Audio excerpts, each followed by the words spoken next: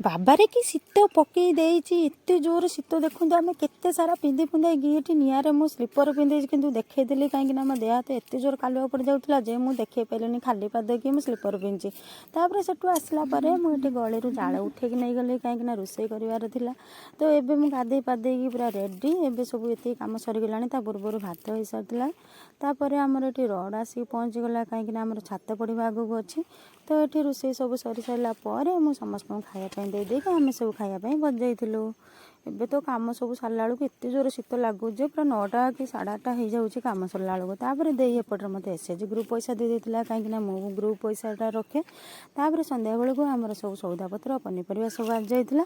ତ ମୁଁ ଏଠି ଗୁଲୁର ମୋର ଆମେ ଏଠି ସବୁ ରଖିଦେଇଥିଲୁ କାହିଁକିନା ଏତେ ସାରା ସଉଦା ଆସେ ନା ଆମର, ସେଥିପାଇଁ ମୁଁ ଏକୁଟିଆ ମୁଁ ରଖିପାରେନି। କାହିଁକିନା ଗୁଲୁ ସବୁଥର ଭଳି ଏଥର ବି ମୋତେ ସାହାଯ୍ୟ କରେ। ଆପଣମାନେ ଏକୁଟିଆ ରଖନ୍ତି, କାହାକୁ ହେଲ୍ପ ମାଗନ୍ତି କହିବେ। ରହିଲି, ଜୟ ଜଗନ୍ନାଥ।